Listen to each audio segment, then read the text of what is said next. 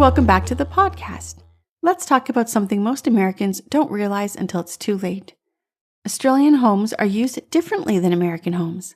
On paper, the square footage might look similar. The listings might show familiar room labels: living room, dining room, primary bedroom. But once you start living there, the difference becomes clear. And those differences matter when you're deciding what furniture to buy.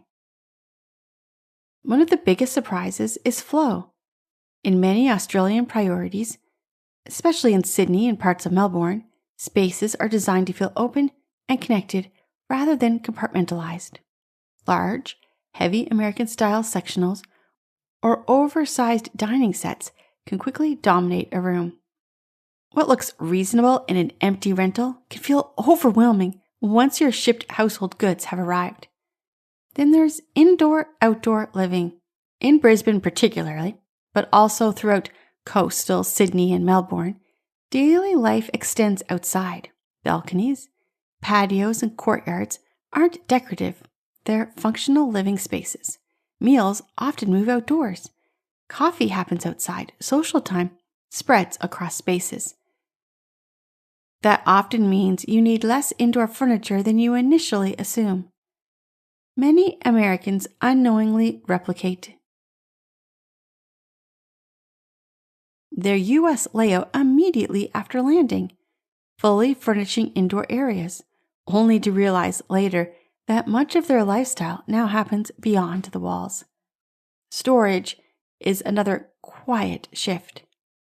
Australian apartments, especially in urban centers, often have less built-in storage than Americans expect. Closets may be smaller, garages may not exist. Spare rooms aren't always storage rooms by default. So people buy storage furniture early. Cabinets, shelving, wardrobes, only to discover they now have more furniture than space once their shipments arrive. Experienced international movers see these regrets regularly. Furniture bought for temporary housing that doesn't fit the long-term home.